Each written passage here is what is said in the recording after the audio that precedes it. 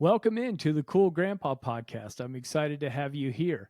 I want to start off this program by reminding you of a couple of things, and then we're going to introduce our guest and dive into this fun conversation. So, the first thing I want to remind you of is I have a program called Buy Me a Coffee. It's a great way for you to donate a couple of dollars to help offset the production cost of the Cool Grandpa podcast. I've got links over in the show notes. It's really easy to find those. And if you want to support the program, I would absolutely love having your support. The other thing I want to talk to you about is my book, My Grandpa's Grandpa, is 35% off until the end of September. So this is a great opportunity for you to buy this book at a discount and present it to the grandfather in your life, or even if you're a grandfather, maybe buy it for the grandkids and give it to them. It's a fun opportunity to build a connection and start building some dialogue between you and the grandkids about what life was like for your grandparents. In a couple of weeks, we've got Grandparents Week kicking off. That's hosted by Grandparents Academy. I've got links to a free ticket to join Grandparents Week. There's going to be all sorts of experts talking in areas that are important to grandfathers and grandmothers, as well as for families in general. So there's lots of different opportunities to participate, to get connected with other grandparents, and then be able to use the information that you gain this week to be able to strengthen your own family ties. Next week, we've got Karen Stillman, and she's going to be back on. You might have remembered that name from when we talked about some of the work on baby making genius. She's back on actually to be talking about her relationship with her grandfathers and what that relationship has meant to her. So that'll be a fun conversation. Lastly, I want to introduce Jim Tracy, the Grampion. Man, this is going to be a fun conversation. You are going to enjoy this. We get into talking about all sorts of different things with Jim. We learn about how he got the title, the Grampion. We learn about him living in a 3-generation household, how fun and challenging that can be at the same time. So you are absolutely going to love this conversation with Jim. And without further ado, let's get on with it. Folks, I am excited to have a Grampion on the podcast. We have Jim Tracy joining us today on the Cool Grandpa podcast. Hey, Jim, thanks so much for sitting in and talking with us. Greg, it is my honor to hang out with the Cool Grandpa. I think that we're talking to our people too, so I'm super excited. Thanks for inviting me. Oh, you're welcome. This is going to be a fun conversation. I always love talking. I love talking with everybody, but especially grandpas when we can, share some notes and see what's going on with each other. Sure, And happy to do it. what I always like to do when I'm talking with grandfathers is talk to you and get your emotions and get your memories back about what your reaction was for the first time when you heard you were going to become a grandfather. Wow, I have 5 children, and my oldest married very young, but he was also my business partner. So there were so many emotions that flooded in, but I was a pretty young grandpa because when my first grandson was born, I was in my early 40s, and it was a little bit overwhelming because we had a new business, and then this new role comes up, and nobody advertises that. This is like everything else in life. It's the first time you're ever going to do it, so you're a rookie. And I would encourage people, don't worry about rookie mistakes. Just love on them the best you can, because it is one of the most rewarding things that can happen to you in life is to become a grandparent. And my emotions, I mean, I have a difficulty coming up with the words to describe all of them, but it is the most fantastic and rewarding journey when you invest in them, because it pays back. It pays back at a deeper level than anything I've experienced in life. Oh, that's awesome. And Yeah. especially great information too for some of the folks that might be on the younger side, because I think the average age of becoming a grandfather is around 52. Wow. And so definitely the 40s. And I've got a buddy of mine that was a little bit in the same boat. He became a grandfather pretty early. Yeah. And sometimes that can be overwhelming. And I love Yeah. to hear those stories. Well, we got married early, my wife and I, and so my wife was 21 when she had her first child, and my son was 21. So she was only 42 when she became a grandma, and now we've got grandkids that are in the 20s, and the probability is that we're going to be great grandparents before we reach. Like I'm only 65 now, but my wife at 62, she could be a great grandma tomorrow at 62, which is Oh, pretty yeah. cool. Yeah, I mean, and now you're a little bit more prepared. Yeah, yeah. Well, and there's always the pluses and minuses with having kids early versus late. One of the pluses that I had, because I came into a marriage where my wife had two children from a previous marriage. So at 25, all of a sudden I went from, couch surfing to a family of four. But I loved it because I could get down when I was coaching Little League. I could get down, the knees were still working, Yeah, everything, get down and play and do all that kind of stuff. yeah. So I think even as grandparents, we're still mobile, we're still flexible somewhat, and we can still get down and horse around with those grandkids. It's interesting because as they age, I've got a grandson who's a legitimate Division I football prospect, and he's a huge kid. He's 6'5", 265, and so he came to Grandpa Camp, which is I have a workout gym at my house, and he came to Grandpa Camp, and I committed that when he came, I was going to help teach him what it takes to become an elite athlete, and it's really about flexibility and core strength. So for 6 days, we worked out 3 times a day and we did 1,800 sit-ups in that 6 day period. And I was kind of intimidated by the goal that I set for him, but I was intimidated because I committed that I would do it as well. So you've got Grandpa on a weight bench that is. I took a little better incline than him, so I set it for less. But we can do this. It's not. I mean, it's not. You don't have to grow old. You don't. I Yeah. mean, you don't have to. You don't. No, you are going to grow old. I'm sorry. You don't have to act it because it's not actually true. We're not cripples because we hit our 60s. Oh yeah, yeah, for sure. And everybody's going to have things that start to go bad with them. I've had back surgeries the last couple of Mm-hmm. years. I mean, everybody's going to have that. But at the same time, if you can get out there and kind of push yourself, stay active, stay engaged, Yeah. it's just a better way of living, I think.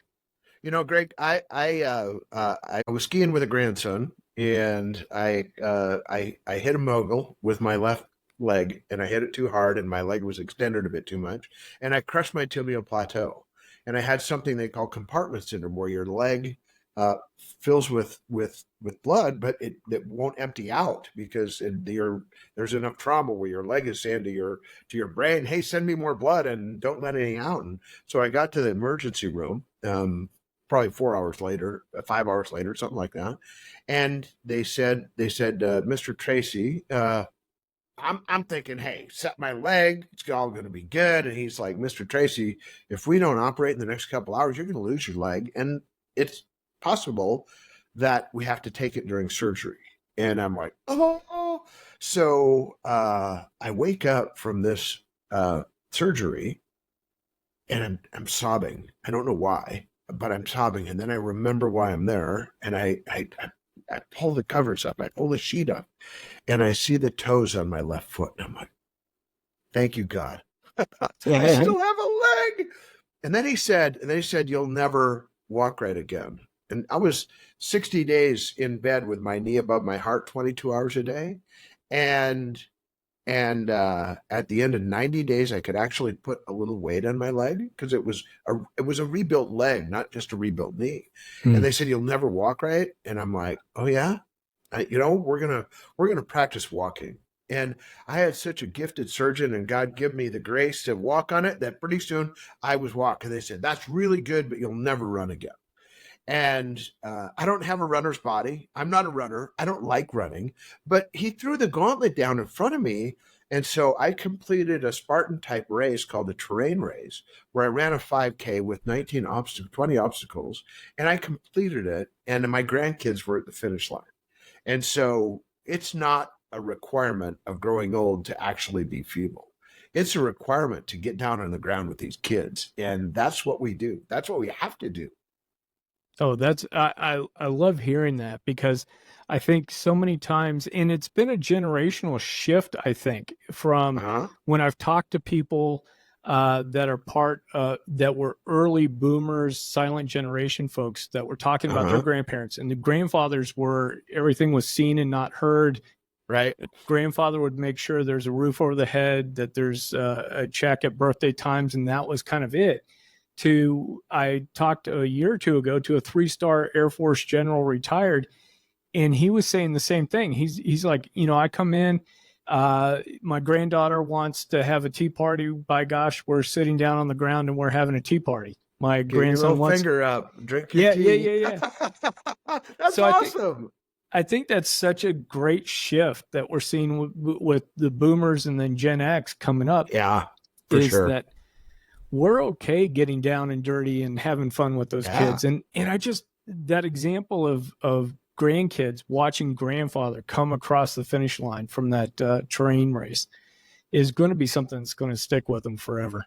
Oh yeah. Oh yeah. It was special. It was really special. I got a photo of 3 of them, and I'm down. I mean, my knee was bloody.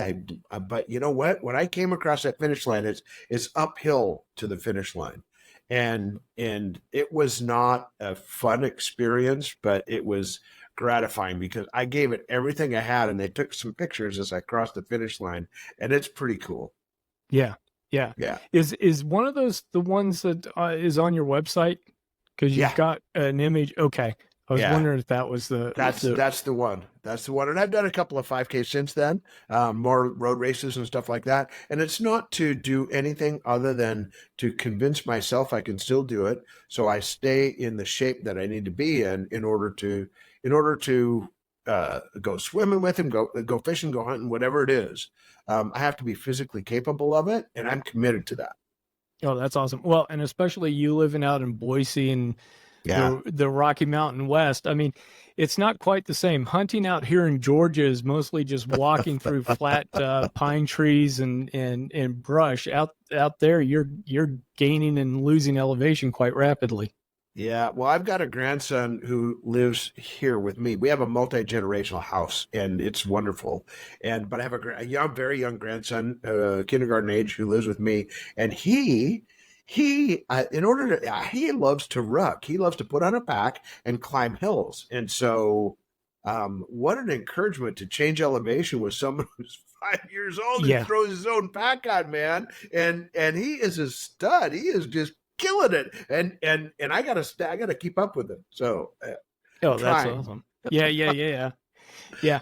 Hey, I wanted to take a minute and ask you about the title Grampion. I know from your podcast, that Max gave you that title, and wanted to hear a little bit more about that. Okay, it was actually Wes, Oh, okay. and if you go on my podcast, we tell the story. And my first podcast was with Wes, the guy who gifted me the name The Grampion, and we had just finished a card game at our lake cabin, and I beat him. And Wes is a competitor, man. He is. If there's anybody who really loves to win, who's built that way, it's Wesley, and he's named after one of his grandpas. So anyway, we finished a card game, and he stood up, and he's very quick witted, and he said, "You're not really a grandpa anymore." And I'm like, "What? How can I not?" And you're not a champion anymore. I'm like, "Wes, like, it's only a card game." He goes, "You are the Grampian." And it just came out just like that. And I was like, wow. I just got a gift. I mean, I am the Grampion. And I don't know what he meant by that, but it was a term of affection and a term of respect that just stuck. And I'm grateful to Wes for giving me that title because it has to be earned, I think. You can't just if I called myself the Grampion, that would be boasting. But when someone else calls it to you, when someone else gifts you that, it has been the gift that keeps on giving because a lot of my grandkids only know me as Grampian, not Grandpa. Oh, that's awesome. That's like getting your Yeah, call sign in like the Air Force or the Navy or something. Is exactly. I do have a call sign, and that was a gift to me too. My flight instructor was an old F-15 pilot or F-16. I'm sorry, Air Force. Anyway, 27 years as a pilot and flight instructor in the United States Air Force, and then 22 years as a captain on Delta Airlines. And so, anyway, he's taking me through the process of learning to fly jets. And I was really busy because we had a new business and we had a new we had just moved to Boise, and I was really busy as the CEO. And so he comes to me one day. He says, Jim, we're going to go do our training away from home. We're going to move to Idaho Falls until you can focus on doing only those. And then at the end of it, he said, okay, I gift everyone with a call sign at the end of their flight training. And son, I got to tell you, because he's older than I am, but he's such a cool guy. And he's a grandpa too. He said, son, term of affection, your life is chaos. I don't know how you got through this, but you passed your check ride with flying colors. And your life being chaos is indicative of your call sign, chaos. Well, one of the things that was really impressive about that is the same call sign that is used by General Jim Mattis. oh, But I got an Air Force call sign, and he's obviously Army or Marine Corps. So, but my call sign is chaos. oh, awesome, awesome. Yeah. And that brings me to another topic too, in something that I've interviewed Cynthia Covey Haller about the book that she wrote with Stephen Covey, Oh, his last wow. book, which was Living Life in Crescendo, Uh huh. meaning like, hey, just because you get to this 40s, 50s, 60s isn't a time to slow down. It's a time to actually continue with your development, continue with your Yeah. contributions. And I'd love for you to talk a little bit. And you mentioned the flight training, but talk to us a little bit about some of these other activities that you've been involved in since you becoming a grandfather. Wow. There's a lot of truth in that chaos comment, but it comes from seeing needs and then making sure you're available. And so, and it's not just always as a grandpa. Sometimes it's just acting out your faith. One of the organizations that I've been uh, really active in is called the Tower Family Foundation, and the reason I bring that up is my grandkids watch me, and they see what I'm doing and they see why I'm doing it. And the Tower Family Foundation provides funds to families whose husband or father or anyone, mother, anyone, anytime there's a serious injury or fatality in our industry, in the tower industry, we provide emergency funds to that family so that they can take care of simple things like rent sometimes, and a lot of times they're paycheck to paycheck. Well, we get them the most money that the tax IRS allows them to get as a gift. And so my grandkids see me working to help people who are the most vulnerable. And in keeping with that, I'm active with an organization called Pilots for Christ.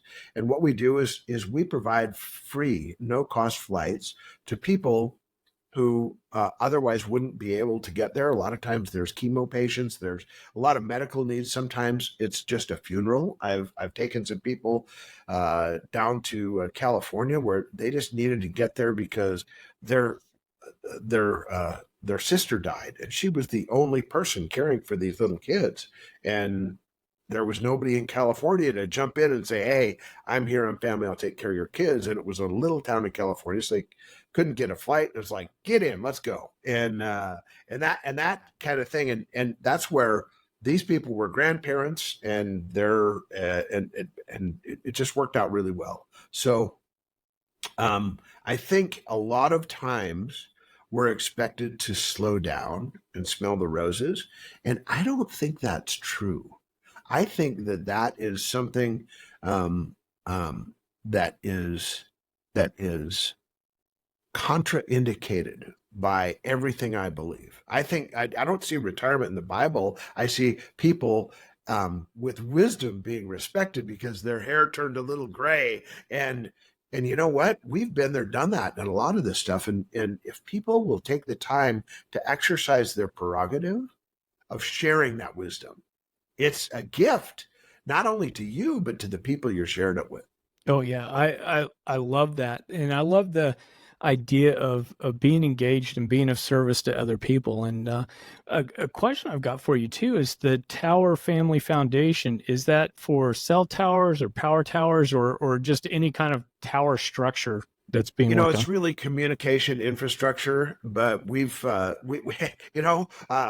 been so successful that we have too much money, so we had to start a scholarship fund for the survivors, if you will, and then for members of the National Association of Tower Erectors. This is a place where their families can apply for a scholarship, and it's a pretty easy process. I love it because everything that we design has a really easy process. And it's all really dialed in at towerfamilyfoundation.org. Okay. And I'll be sure to put a link to that into the show notes as well, because I know people are out Terrific. walking dogs and at the gym or whatever Yeah. they're doing. Another question I've got for you is, with 14 grandchildren, how easy or difficult is it for you to kind of shift gears between talking with the football prospect down to the ones that are, I think, in kindergarten, right? Yeah, and even younger. And That's a great question. It's a great question, and it deserves a great answer. And I think as I look at it, one of the things that becomes really necessary is that you have to meet your grandchild where they're at, and you have to develop an interest in what they're interested in. Otherwise, it's really difficult to engage. I have, and a practical example is I have a granddaughter that lives upstairs, and she loves ballet. Ballet and football are pretty far apart. She loves piano. Um, it's my duty to listen to her piano recitals when I go to her recitals. That is a big deal.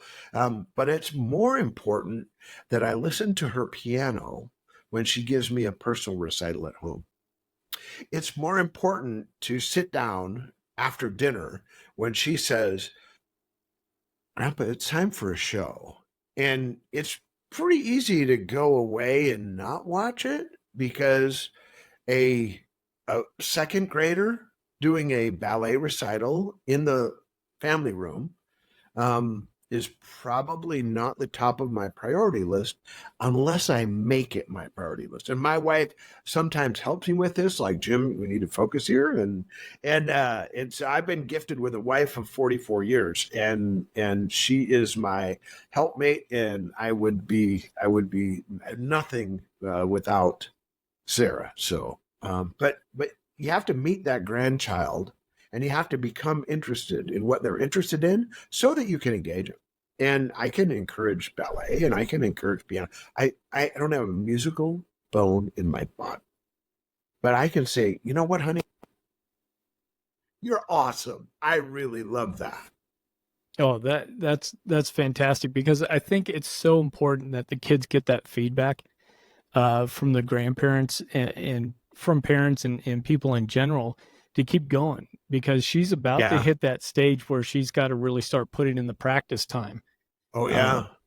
And practice time's not fun, but when you But get it's necessary. yeah, but you get grandfather that claps for you and is like, oh wow, you've learned that first sheet of music and it sounds awesome, and I know you got more to go, but this is great. Just gives that Not boost. only that, we also have to engage on a technological level because there's a lot of remote grandparenting going on. I have a grandson who's 21, I think, 21, 20, going to be 21 in June. And his name is Gus. And he started a channel on YouTube, which encouraged me to engage him. And so we talk about YouTube. Well, I was really lousy at YouTube. And so last August, we began a YouTube channel that now has like 1,900 or getting closed in on 2,000 subscribers. And Gus is the one who helps me with mine, and I am the one who helps him with his.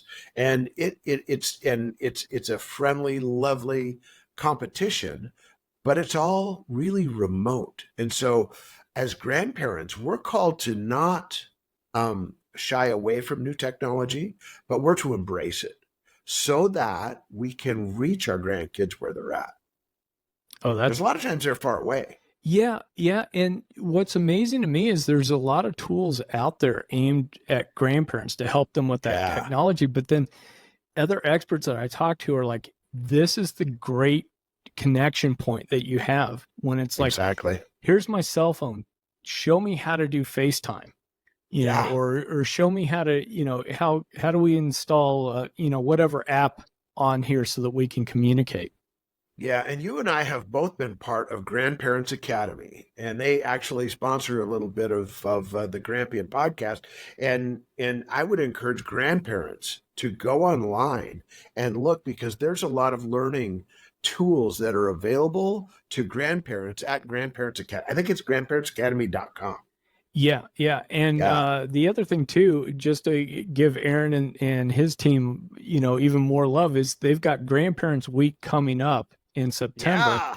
Signups are already going on, but part of that week is going to be a lot of different experts talking about a lot of different topics associated with grandparenting. So Yeah. I think they've had technology people on there, they've had all sorts Yeah. of relationship people on there, so lots of Sure. good stuff. So Hey, they've had a cool grandpa on there too. And they they've had a have, grampian on there. And we teach master classes, both of us, on grandparenting, and that's available there. yep. It's so awesome. Yeah, no, Aaron and that group is doing a fantastic job. I love Yeah. it. Have you been able to develop, and what's your ideas about like grandpa specific type activities with grandkids? Meaning like Wow. when they come over, this is what me and grandpa always go and do. Or, I have to go back in order to go forward. My grandpa was probably fairly atypical of someone who was born in 1903. And I use him as a reference because one of the things that happens to us as grandparents, when we take the time to speak, our grandchildren are listening to everything and they're watching everything. So we should speak and act intentionally about developing them into the kind of person that they're called to be. And in order to do that, we have to spend a little time with them. Well, my grandpa had 40 grandchildren, but he took me multiple times alone to his cabins or his places. I went in his fishing boat. And one of the biggest memories I have is we went out on a place called Roy Lake and we trolled. He had this little trolling motor and he had Hershey's bar with almonds, and no other kind of candy was allowed on his boat. And and he had a soda pop for me, and I'm pretty sure he probably had a beer during it. But he went out and he trolled all through the lake, pulling these lures. We caught one fish in like hours. And we didn't have a lot of conversation because we were fishing, but it was time he spent with me, and he caught a 5-pound northern pike. He put it in the boat and put it in wherever. I was pretty young at this point, but we got to shore and we landed, and there was a very influential man by the name of Leon Grice who helped us pull the boat up, and we got out and he said, "Oh, that's a nice northern. Who caught that fish?" And my grandpa looked up and he smiled. He said, "Pretty sure the boy caught it." And it's kind of a white lie, but he was building me up. And all of a sudden, I was the focus of attention of two very influential men in my life. And then he took me alone to his cabin where he actually had multiple partners, and it was a goose hunting place. And I wasn't old enough to be there really, but he took me on a Wednesday. He rolled into my school, and it was a Catholic school, so the nuns were pretty much in charge. And he rolled into my school on a Wednesday morning. He said, I'm taking Jim. Taking the boy is actually was it. I don't know. He had so many grandkids. I don't know if he remembered my name sometimes, but he said, I'm taking him. And then he took me home to pack my stuff. And he told my mom, he didn't ask my mom. He told my mom, Jim and I are going up to Hecla. And he took me to a place where it's like this family place that's actually revered as a hunting spot. And this little 160-acre plot of land next to Sand Lake National Wildlife Refuge. And there I spent time one-on-one with him. He taught me how to play cribbage. He taught me the rules of honoring other people in that camp and not intruding on their space while multiple people were there. And he taught me a lot about being a courteous man. And there was a little bit of be seen or not heard, but it's okay when you're one-on-one. And it's not when there's a lot of people around.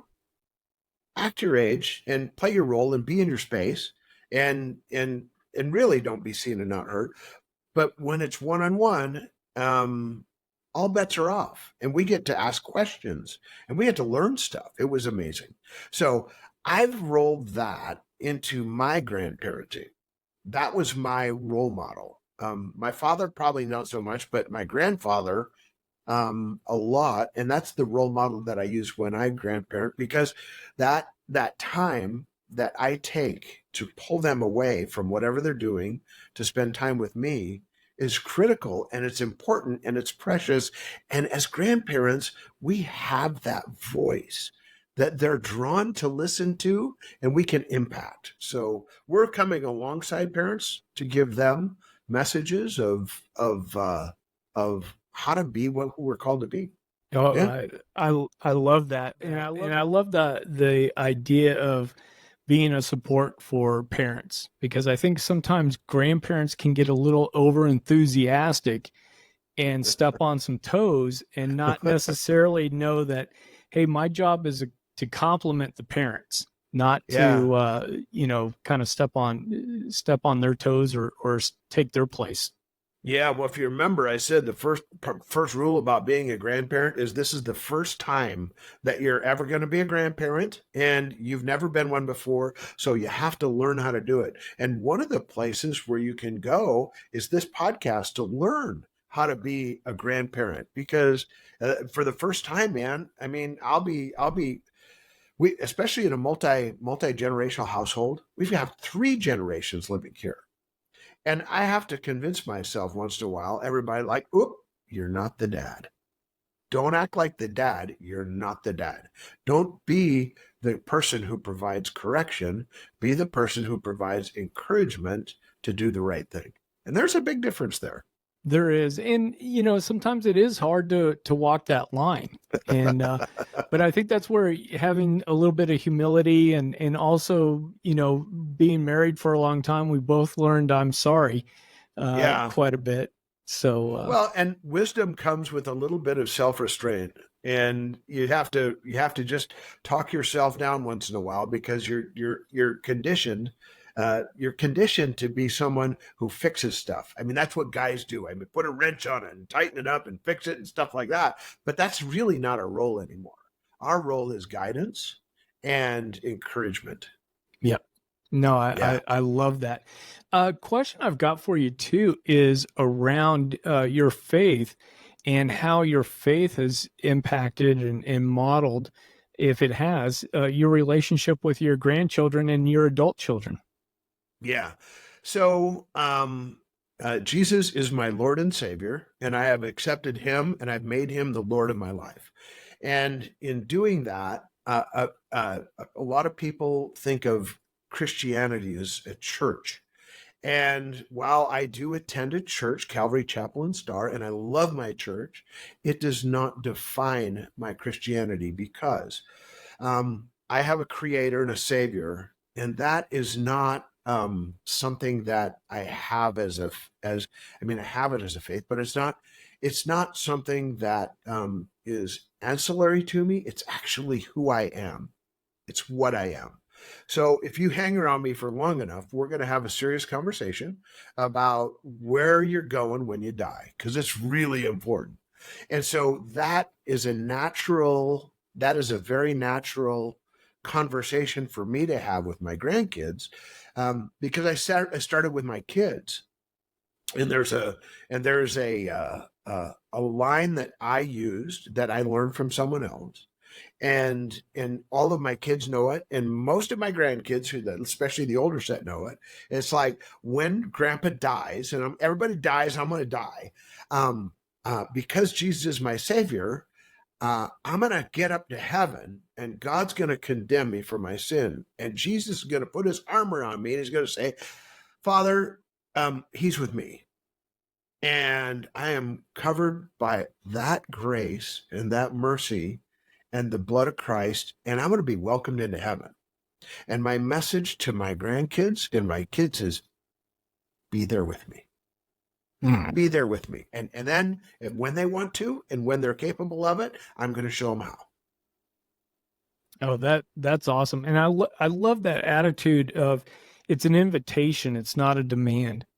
Yeah. For that, which I think, as you said, as we get older, we realize that those invitations get a lot more positive feedback than the demands for behavior or whatnot. The God we serve is not rude. He will not kick in your door. He will not make you. He will not drag you to heaven. He will ask you to just believe that he is who he says he is, and then confess it. And then all of a sudden, wow, I'm telling you, I looked at the Bible as this crazy old book that Catholics don't get to read, that the priests read to them, that I was like, okay, well, so I knew a lot of the Bible just from sitting in mass. I mean, I went to a Catholic school. We went to mass 6 days a week, man. And so I had a lot of knowledge, but I had no relationship with the Savior. And so when I yielded and submitted to his authority, I read this new book, and it just came alive to me. It was crazy. Oh, that's awesome. I love that. I did notice on your website, you're in the process of writing 2 different books. And I'd love for you to just give us a summary of what they are, and maybe when we can look forward to having those come out.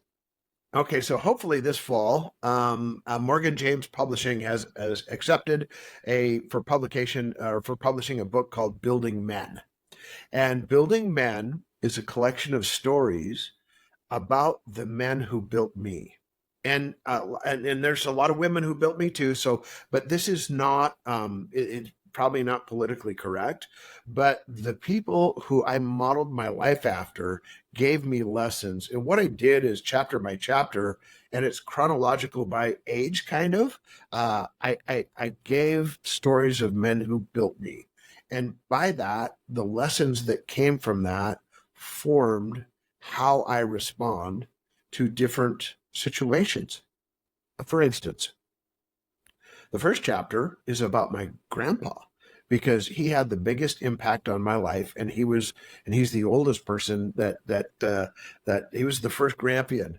Yeah. And then the second chapter is about my dad, and then it's about a teacher and my siblings. And my siblings I have 6 brothers and 1 sister who did a lot to form this old skull full of mush. And then a teacher, and then the people who I work with in my career, all the way through, even my son, who because he was my business partner, he helped form who I am. Because a lot of the stuff we built a very successful business, and then as I exited the business, and he started ranching. Started another business. It's crazy. It's crazy how much my son and my grandsons have done to form this old dude into who he is. They gave me my name, and for starters. Yep. Yeah. So that's number one. Number two is one that, again, has been accepted for publication by a company called Leadership Books. And um, it is uh, a series, again, kind of lessons. It's called Management by Cliche. And there's all these old cliches, which are more like proverbs. And on the left side of the page is the proverb, and the right side of the page tells where that proverb comes from. And I'm really excited because they want to do master classes on this, and they want to do. They're talking about audiobooks, video books, ebooks, et cetera, and that should publish late this year. Also, the third book that's all actually already completed is called Worship Disorder, and it's about a mission that is faith-based, that says men who have idols in their life that are bigger than they should be, whether it be drugs, alcohol, whatever is commanding your life, that ain't the Lord. You need to get rid of it. And it's a story about how we built a house and a ministry that takes care of men who have what I call a worship disorder, which is the name of the book.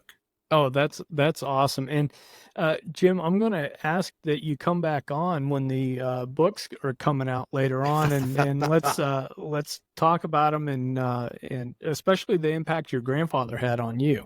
Yeah, I'd love to hear more yeah, about that. yeah. Well, I'd love to come back on. That's awesome.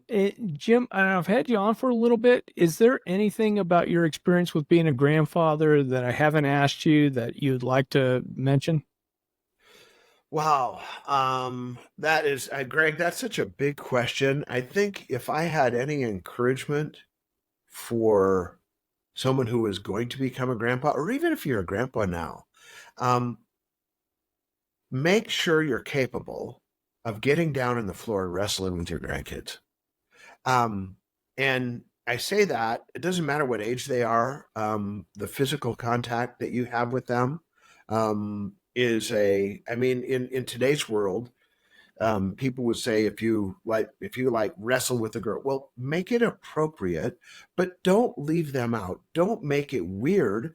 Just love them. And you know what? Especially when they're young, these 5-year-olds, when grandpa gets down and wrestles in the floor with them, yeah, sometimes you get up and you're gonna get a little sore from that, but you have to go after it and meet them where they are, because you still can.